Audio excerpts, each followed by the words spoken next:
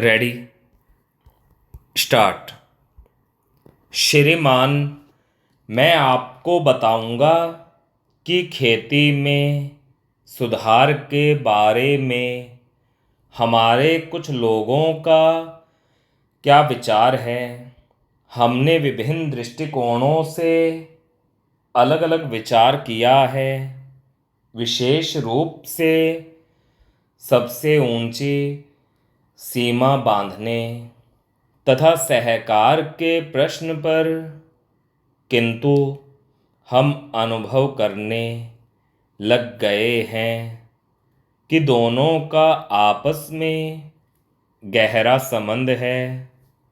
अगर हमारे देश में बड़े बड़े फार्म होते तो यह कल्पना की जा सकती है, भले ही आप इससे सहमत न हों, कि उनका कार्य संचालन दक्षता से होता और उत्पादन भी बहुत बढ़ सकता और साथ ही साथ आधुनिक तौर तरीकों का विस्तार हो सकता।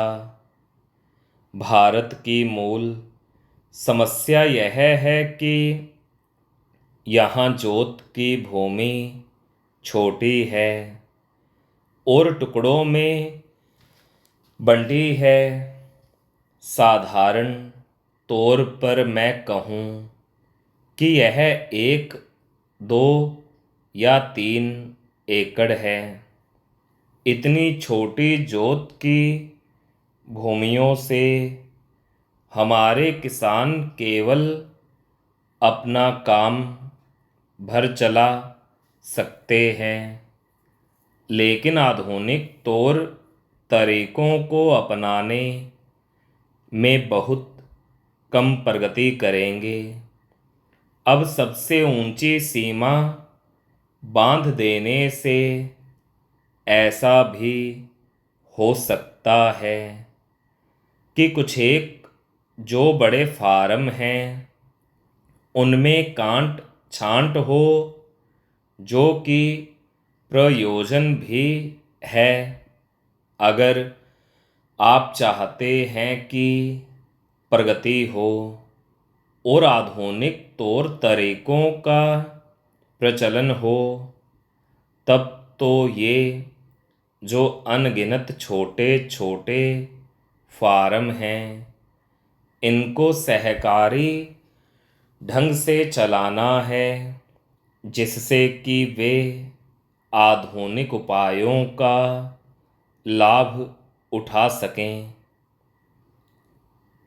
सहकारी ढंग से कार्य करने से मेरा मतलब है विविध प्रकार से सहयोग देना।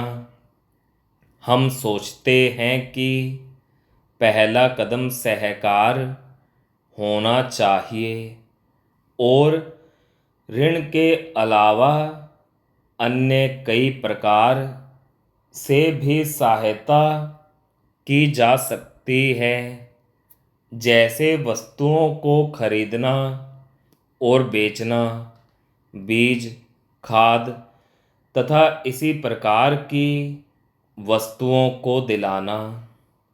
दूसरा कदम है धीरे धीरे बीच वाले आदमी को हटा देना। फिर दूसरी स्थिति आती है जिसको मिलजुल कर खेती करना कहते हैं, यद्यपि उसमें भूमि पर अधिकार बना रहता है। इस प्रकार का हमारा दृष्टिकोण है, जिससे अधिक से अधिक सीमा की समस्या को सहकारों से अधिक जोड़ा जा सके। नहीं तो उत्पादन गिर जाने का भय है। यह एक जटिल समस्या है जिस पर मनन हो रहा है। सहकार से मेरा मतलब एक गांव के सहकार से है और ज़्यादा से ज़्यादा 2-3 गांव का सहकार भी हो सकता है यदि वे निकट से संबंधित हैं, लेकिन हमारी सरकार इनकी भरपूर सहायता करेगी। स्टॉप।